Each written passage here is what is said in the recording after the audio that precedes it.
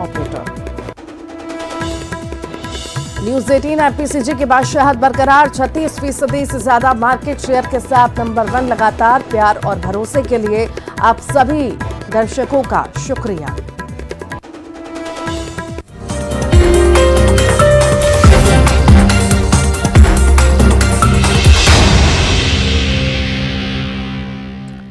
नमस्कार, बहुत स्वागत है आपका अपना एमपी के इस बुलेटिन में। मैं हूं आपके साथ ऋतु ज्ञानवानी, मेरे साथ मेरे सहयोगी पुनीत भी जुड़े हुए हैं न्यूज रूम से। उनके पास भी चलेंगे कुछ खास खबरों के लिए, पर उससे पहले कुछ बड़ी खबरों की बात कर लेते हैं।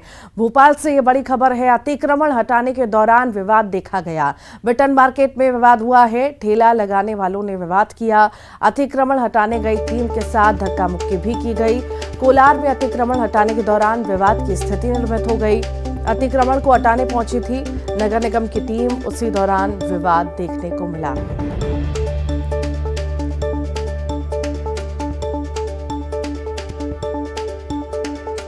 बिट्टन मार्केट में बवाल की तस्वीरें आप देख रहे हैं। अतिक्रमण हटाने के दौरान विवाद हुआ है। बिट्टन मार्केट में विवाद की स्थिति बन गई। ठेला लगाने वालों ने विवाद किया है। अतिक्रमण हटाने गई टीम के साथ धक्का मुक्की भी की गई है।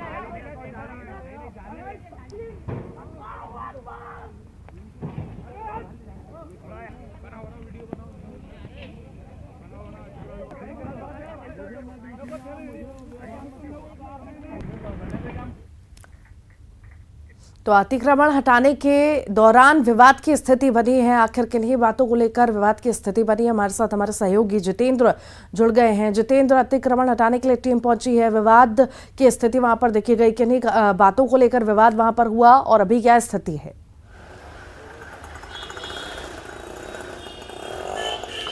बिल्कुल ऋतु, अगर बात करें तो नगर निगम का जो अमला है लगातार कोलार और बिट्ठन मार्केट के इधर पहुंचा था और अतिक्रमण हटाने की कार्रवाई के दौरान दुकान वाले जो हैं उन्होंने अतिक्रमण जो कर्मी हैं उनके साथ धक्का मुक्की की और काफ़ी देर तक हंगामा होता रहा। लगातार भोपाल में अतिक्रमण की कार्रवाई को लेकर नगर निगम का जो अमला है उस पर हमले की जो है घटनाएं बढ़ती जा रही है, मगर कह सकते हैं कि नगर निगम और पुलिस का तालमेल न होने के चलते इस तरह की घटनाएं आ रही है। कोलार और बिट्ठन मार्केट पर आज ये फिर से वाकया देखने को मिला है। ऋतु, जितेंद्र, आप बता रहे हैं कि इस तरह की स्थिति निर्मित हो गई, धक्का मुक्की तक हो गई।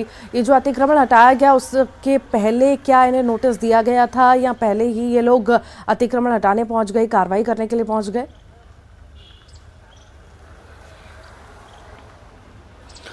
देखिए ऋतु, अगर बात करें तो बिट्ठन मार्केट पर तो जो सड़कों पर अतिक्रमण किया हुआ है उसे हटाने निगम अमला पहुंचा था। वहीं कोलार में 6 लेन सड़क का निर्माण कार्य किया जा रहा है, उस पर जो कब्जा है उसे हटाने के लिए नगर निगम के कर्मचारी पहुंचे थे। इसी दौरान दोनों तरफ झड़प देखने को मिली है। हालांकि उसके कुछ वीडियो और सामने अभी आए हैं जिसमें धक्का मुक्की और मारपीट और गाली गलौज के वीडियो सामने आए। तो कह सकते हैं कि नगर निगम को पुलिस के जो है प्रशासन का सहयोग नहीं मिल पा रहा है, जिसके चलते जो है उन पर हमले की घटनाएं बढ़ती जा रही हैं। ठीक, बहुत बहुत शुक्रिया। और आगे बढ़ेंगे, बात करेंगे भोपाल की जल जीवन मुहिम को लेकर। वाटर विजन की बैठक हो रही है। इस बैठक में प्रदेश के मुखिया शिवराज सिंह चौहान, केंद्रीय जल शक्ति मंत्री गजेंद्र सिंह शेखावत, साथ ही महाराष्ट्र के डिप्टी सीएम देवेंद्र फडणवीस भी मौजूद रहे। इस बैठक में देश में कैपिटा वाटर में जो गिरावट आई है उससे निपटने पर चर्चा हुई। तो वहीं इस दौरान केंद्रीय मंत्री गजेंद्र सिंह शेखावत और महाराष्ट्र के डिप्टी सीएम देवेंद्र फडणवीस ने राहुल गांधी की यात्रा और उनके द्वारा चीनी सीमा पर उठाए गए सवाल पर तंज भी कसा। विस्तार से विचार विमर्श होकर जल नीति बनाने का मार्ग प्रशस्त होगा। प्रधानमंत्री जी का आशीर्वाद मिला है, लेकिन एक आग्रह मैंने किया है कि जब सभी राज्यों के, प्रमुख राज्यों के जल शक्ति मंत्री यहाँ हैं तो हम सब मिलके कल पेड़ लगाएं, क्योंकि पेड़ और जल का चोली दामन का साथ है। तो कल आदरणीय गजेंद्र सिंह शेखावत जी, प्रहलाद पटेल जी और बाकी सभी राज्यों के मंत्री या अफसर कल पेड़ लगाएंगे, जिस स्थान पर रोज मैं वृक्षारोपण करता हूं, और उस पार्क का नाम हम वाटर विजन पार्क रखेंगे ताकि वो पानी बचाने की प्रेरणा सबको देता रहे। राहुल गांधी जी का क्या होता है कि उनको अचानक पुरानी चीजें याद आ जाती है, तो जो प्रश्न उन्होंने 10 साल पहले पूछना था वो आज पूछ रहे हैं। उनको शायद पता ही नहीं है कि मंदिर का काम इतने जोरों से चल रहा है, तो जरूर जिस समय मंदिर बन जाएगा तो उनको भी दर्शन के लिए बुलाएंगे। जिस तरह से डोकलाम में और अभी तवांग में भारत के बहादुर सैनिकों ने प्रतिकार करते हुए खदेड़ करके भगाया, उस पर प्रश्न चिन्ह खड़े किए। सैनिकों के सम्मान और मनोबल को कम करने का कोई भी अवसर उन्होंने नहीं छोड़ा है। और इसके उलट दूसरी तरफ कभी वो चीन के एम्बेसी में जाते हैं, पार्टी के स्तर पर चीन के साथ समझौता करते हैं, देश में भय का वातावरण खड़ा करने के लिए अनर्गल झूठी टिप्पणियां कर। भोपाल से बड़ी खबर की बात करेंगे। कांग्रेस की बड़ी बैठक कल है। कमलनाथ ने ये जिला प्रभारियों की बैठक बुलाई है।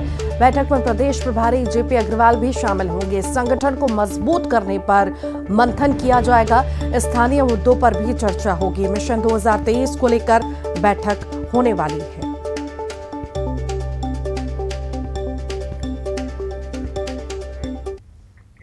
एमपी की राजनीति में एक बार फिर से हलचल तेज हो गई है। मंत्री ब्रजेंद्र सिंह यादव का कांग्रेस पर बड़ा आरोप है कि कांग्रेस पार्टी की तरफ से लगातार प्रयास किए जा रहे हैं। कांग्रेस पार्टी में आने को लेकर प्रयास किए जा रहे हैं। कांग्रेस कर रही है असफल प्रयास। बीजेपी में हूं और आगे भी बीजेपी में ही रहूंगा। कांग्रेस की जगह बीजेपी में सम्मान मिल रहा है। चुनावों से पहले कांग्रेस छोड़ती है शिगुफा। बदल की सियासत के बीच कांग्रेस की तरफ से पार्टी में बुलावे को लेकर जो फोन कॉल है वो एक बार फिर से सुर्खियों में। और इस वक्त हमारे साथ पीएचई राज्य मंत्री ब्रजेंद्र सिंह यादव हैं, उन्हीं से बात करेंगे। सर, ऐसा कहा जा रहा है कि कांग्रेस की तरफ से आपके पास फोन आया है और पार्टी ज्वाइन करने के लिए ऐसी कुछ बातें हैं जो कही जा रही हैं। कितनी सच्चाई है सर इन सब बातों में? नहीं, ये किसने कहा कि फोन आया मेरे पास? फोन नहीं, मैं तो ये कह रहा था कि कांग्रेस ये प्रयास कर रही है। कई बार आपने देखा होगा ना, कांग्रेस के लोग कहते हैं कि भारतीय जनता पार्टी के बहुत सारे विधायक हमारे संपर्क में हैं, वो पार्टी में आना चाहते हैं, वो परेशान हैं, दुखी हैं। कभी कभी आरोप लगाते हैं कि जो सिंधिया जी के ग्रुप के लोग हैं वो परेशान हैं, भारतीय जनता पार्टी में उनको सम्मान नहीं मिल रहा। पर ये मैं उन लोगों को कहना चाहता हूं कि ये उनका कहना गलत है। सम्मान तो हमको कांग्रेस में नहीं मिला था, इसलिए हम भारतीय जनता पार्टी में आए। उनके हिसाब से वो जिससे भी बात कर रहे होंगे, ये तो अपन नहीं कह सकते वो किससे बात करते हैं, पर वो कई जगह कहते हैं ना कि हमारे संपर्क में है तो पार्टी जी। भाई वो कहते हैं ना कि हमारे संपर्क में है भारतीय जनता पार्टी के विधायक, वो आना चाह रहे हैं, वो परेशान है, दुखी है। लेकिन मैं तो ये कहना चाहता हूँ, ना कोई दुखी है ना परेशान है, और बहुत अच्छी सरकार चल रही है। बीजेपी में ही रहेंगे, कहीं नहीं जाने वाले हैं। बीजेपी में है और रहेंगे, जाने का तो कोई सवाल ही नहीं होता, ये सोच भी नहीं सकते हम। जाना तो बहुत दूर की बात है। तो भी अटकल है कांग्रेस के, अटकल है और कुछ नहीं है उनके पास। क्या है मैं बताऊं कि कांग्रेस के पास कोई मुद्दा तो है नहीं है, पर वो सुर्खियों में रहना चाहती है। अब सुर्खियों में एक नया मुद्दा गरमाना, बस एक नया मुद्दा गरमाना चाहती है। अब क्या है कि अगर ये जनता के बीच में जाएंगे ना, तो जनता के बीच में क्या मुद्दा लेकर जाएंगे? भाई 15 महीने में आपने क्या किया, कितने वादे किए थे, वादा एक आध पूरा किया कर, कहीं नहीं जाएंगे हम तो। अरे सारे प्रयास नहीं, जितने वो प्रयास कर लें सारे विफल होंगे। जी, तो पीएचई राज्य मंत्री ब्रजेंद्र सिंह यादव हैं, जिनका यह कहना है वो कहीं नहीं जा रहे हैं, भारतीय जनता पार्टी के साथ थे, हैं और आगे भी रहेंगे। और जिस तरीके से कांग्रेस ये अफवाहें फैला रही है वो सिर्फ और सिर्फ एक शिगुफा ही है। ना ही किसी मंत्री पार्टी छोड़कर कहीं जाएगा और ना ही बीजेपी में किसी भी तरह से कोई दुखी है। और जहां तक सम्मान की बात है तो कांग्रेस पार्टी से ज्यादा उन्हें बीजेपी में सम्मान मिल रहा है। कैमरामैन संजय नामदेव के साथ रंजना दुबे, न्यूज 18 भोपाल। इधर मंत्री ब्रजेंद्र सिंह के बयान पर कांग्रेस ने पलटवार करते हुए कहा कि जो पीछे के दरवाजे से बीजेपी में जा मिले वो अब बुरी तरह से पछता रहे हैं। रोज कांग्रेस का दरवाजा खटखटा रहे हैं। तारे इन्हें नजर आ रहे हैं जो बीजेपी में जाके पछता रहे हैं और रोज कांग्रेस का दरवाजा खटखटा रहे हैं और इधर उधर की बातें कर रहे हैं। जनता जवाब देने बैठी है, इन्हें परिस्थितियां मालूम है, ना बीजेपी में सम्मान मिल रहा है और ना तो इनके काम हो रहे हैं। और जनता पूछ रही है कि 200 रुपए बिजली के बिल का क्या हुआ, 2100 रुपए मिट्टी खरीदने का क्या हुआ, वो बेटियों की शादी के 48,000 से बढ़ने का क्या हुआ, वो गरीब की पेंशन का क्या हुआ, वो किसान कर्जा माफी को क्यों रुकवाया। जनता इनसे जवाब मांग रही है, बिजली पानी की स्थिति क्या है और जनता सबक सिखाने। और चलिए बढ़ते आगे। मध्य प्रदेश सरकार के परिवहन और राजस्व मंत्री हैं गोविंद सिंह राजपूत और अब वो एक नए विवाद में फंस गए हैं। उनके भाई पर दरअसल एक आरोप लगाया। आरोप यह है कि उनके भाई ने किसान की ज़मीन पर कब्जा कर उस पर स्कूल बनाया। और सबसे बड़ी बात यह है कि जिस किसान की ज़मीन पर कब्जा करके स्कूल बनाया गया वो किसान 6 साल से लापता है।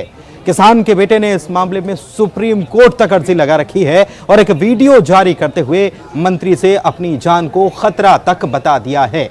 इस पूरे मामले के सामने आने के बाद मंत्री को अपने भाई के साथ सामने आना पड़ा और एक प्रेस कॉन्फ्रेंस आयोजित करनी पड़ी और आकर सफाई दी है। पत्रकारों के सवाल के जवाब में मंत्री के भाई हीरा सिंह राजपूत कह रहे हैं कि यह सब साजिश है, उनके परिवार को बदनाम करने की साजिश सियासी तौर पर रची गई है।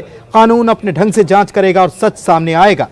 लापता मान सिंह के भाई का भी कहना है कि उनके भाई के लापता होने का मामला 2016 का है और विवाद को राजस्व विभाग पहले निपटा चुका है।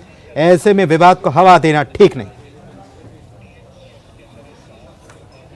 एग्रीमेंट के तहत खरीदी कैलाश यादव से, उस एग्रीमेंट की हमारे पास में फोटो प्रति 2007 में 1 एकड़ सेल डीड मतलब 1/11 और 2007 में खरीदी गोविंद राजपूत जी ने। अब जब 16 में एक पता चला, उसने शिकायत की कि 174/19 खसरा नंबर में भी गोविंद राजपूत जी का नाम चढ़ गया। ये बात सही है कि नाम चढ़ गया था। गोविंद राजपूत ने स्वयं लिखित दिया तहसीलदार को कि भैया ये जमीन हमारी है ही नहीं है। उस जमीन के मालिक उत्तम चंद पटेल जी बैठे और इनके सगे भाई मान सिंह पटेल। उस जमीन में कौन काबिज भैया? अभी हम में काबिज नहीं आए।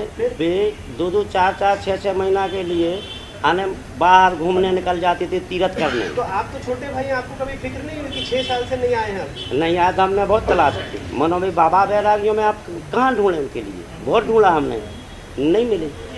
तो बेटे ने तो कम से कम शिकायत की, आपने तो फिर वो कोशिश भी नहीं की। इसका मतलब ये माने जाए क्या आपका और आपके भाई के बीच लैंड का डिस्प्यूट है? कभी हुआ है? कभी नहीं, कभी नहीं हुआ। तो जब आपके जो आपने जमीन बेची 174/17, हाँ। क्या मान सिंह उसमें राजी थे बेचने के? नहीं, वो इन्होंने नहीं बेची साहब। शैलेंद्र हमारे संवाददाता इसी खबर पर लाइव जुड़े हुए हैं, सीधे उन्हीं के पास चलते हैं। शैलेंद्र, बहुत गंभीर मामला है, मंत्री को प्रेस कॉन्फ्रेंस करनी पड़ गई। इससे पता चलता है कि कितना गंभीर आरोप भी लगा है और साथ ही मंत्री अपने भाई के साथ साथ जो लापता किसान है उसके भाई को भी साथ में प्रेस कॉन्फ्रेंस में लेकर बैठे। लेकिन मामला यह है कि जो लापता किसान है उसके बेटे ने आरोप लगाया है कि मेरे पिताजी 6 साल से गायब हैं।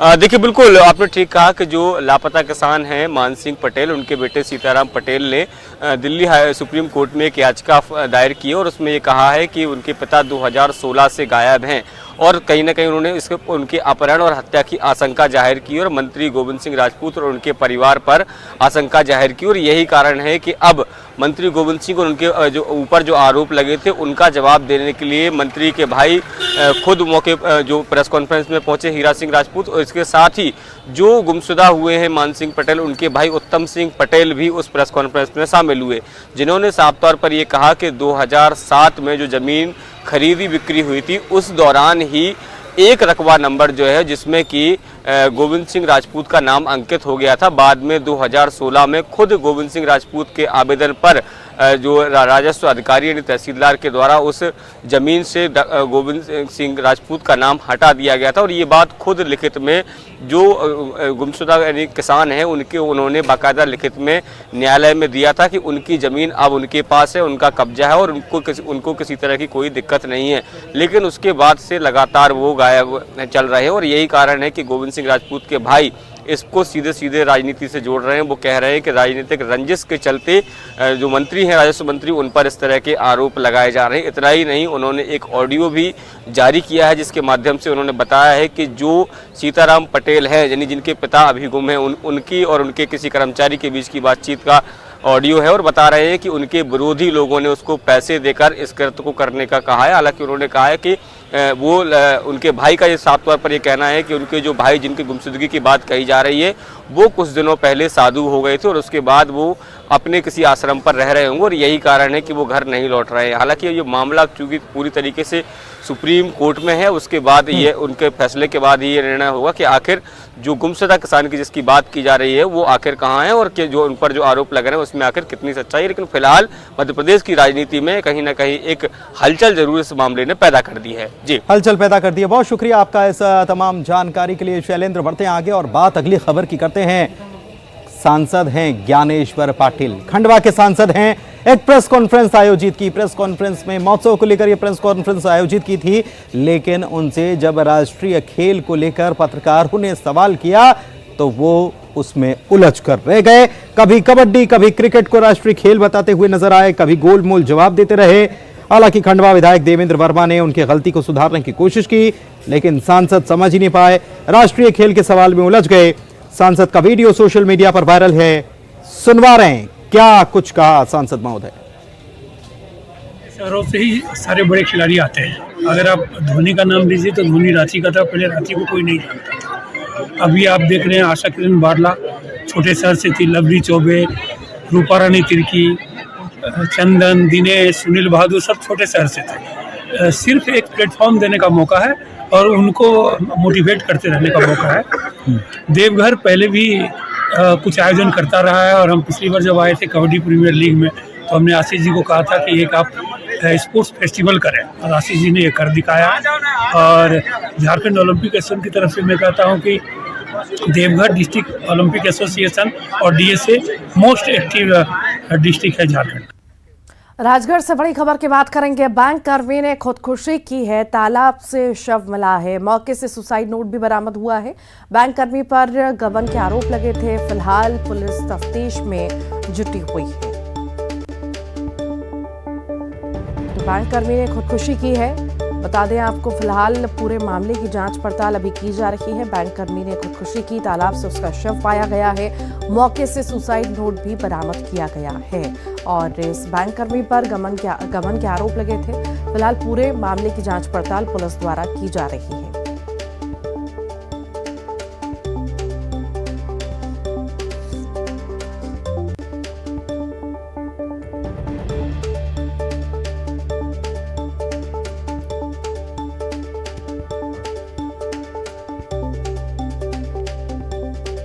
बैंक कर्मी ने सुसाइड किया है, मौके से सुसाइड नोट भी बरामद हुआ है। बैंक कर्मी पर गबन के आरोप लगे थे। तफ्तीश में फिलहाल पुलिस जुटी हुई है। आखिर क्या है मामला, पूरा इस मामले की जांच पड़ताल की जा रही है। बैंक कर्मी ने खुदकुशी की है और बैंक कर्मी का शव जो है तालाब से मिला है, साथ ही साथ सुसाइड नोट भी बरामद किया गया है। अब जांच पड़ताल की जा रही है। सुसाइड नोट के आधार पर बैंक कर्मी पर गबन के आरोप भी लगे हुए हैं।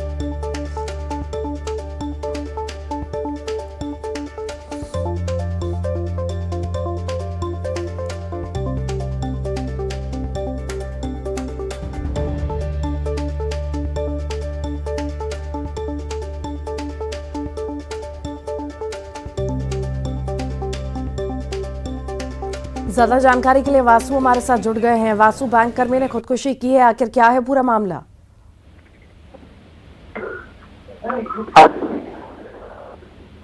खिलचीपुर तालाब से बैंक कर्मी युवक का जो शव है वो बरामद हुआ है। पिछले करीब 48 घंटे से ये जो शख्स है वो गायब बताया जा रहा था और पुलिस को तालाब के पास ही युवक जिससे क्लू मिला और उसके बाद जब तालाब में सर्चिंग की गई तो युवक का शव मिला है। एक सुसाइड नोट भी बरामद है। बैंक कर्मी है, उसने आरोप लगाए हैं कि एक ऑपरेटर था उनके साथ जो बैंक में काम करता था, उसने उनकी आईडी का दुरुपयोग किया और इससे पैसे निकाल लिए और ये पैसे गबन का जो आरोप है वो प्रदीप पर लग गया। हालांकि ये पूरा जांच का विषय है, लेकिन ये गंभीर आरोप प्रदीप ने अपने सुसाइड नोट पर लगाए हैं और इसके साथ ही जो शव है उसकी पोस्टमार्टम की गई और उसके बाद जो तमाम सारी प्रक्रिया होती है मेडिकल तौर पर भी और कानूनी तौर पर भी उसको पूरा किया जा रहा है। जांच पूरी होने के बाद ही खुलासा हो सकेगा कि प्रदीप के सुसाइड करने की एग्जैक्ट वजह क्या थी और जिस क्लर्क पर, जिस ऑपरेटर पर प्रदीप ने आरोप लगाए हैं वो इसमें कितना ज्यादा इन्वॉल्व था। इन तमाम विषयों की जो गंभीरता जी जो कोऑपरेटिव बैंक की ब्रांच थी वहां पे जो साथ में कार्यरत लोग थे प्रदीप के, उनसे भी इस पूरे मामले में पूछताछ की जा रही है। जी ठीक, बहुत बहुत शुक्रिया।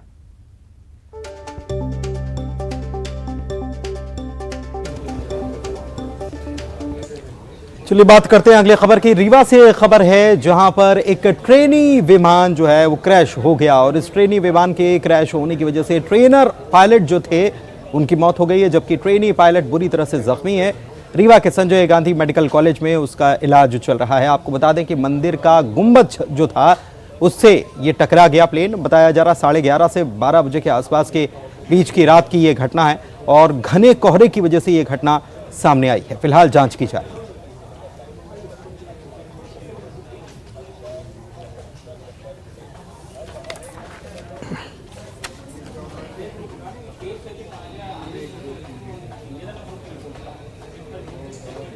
और बात करते हैं अब सौगात की। ये सौगात मिली है जबलपुर और ग्वालियर के लोगों को। ये सौगात दी गई है रिलायंस जियो की तरफ से, क्योंकि ट्रू 5G सेवा लॉन्च कर दी गई है ग्वालियर और जबलपुर में भी। इसके पहले इंदौर और भोपाल में ये पहले ही यानी पिछले साल ही 2022 में ये लॉन्च की जा चुकी है और अब रिलायंस जियो ने मध्य प्रदेश के 2 बड़े शहरों ग्वालियर जबलपुर में जियो 5G ट्रू 5G सेवा लॉन्च की है। इसके साथ ही देश के 72 शहरों में अब ये सेवा लॉन्च हो चुकी है। इंदौर में हो रहे प्रवासी भारतीय दिवस और ग्लोबल इन्वेस्टर समिट को देखते हुए जियो ने ग्वालियर और जबलपुर में अपने 5G नेटवर्क को मजबूत किया है। रिलायंस जियो प्रदेश के 4 बड़े शहरों में 5G सेवा देने वाला पहला और एकमात्र टेलीकॉम ऑपरेटर बन चुका है। इससे पहले सबसे पहले ये शुरुआत जो हुई ये उज्जैन के महाकाल लोक से हुई। मुख्यमंत्री ने इसको लॉन्च किया था। जियो की दिसंबर 2023 तक भारत के हर शहर और कस्बे में जियो ट्रू 5G सेवा लॉन्च करने की योजना है।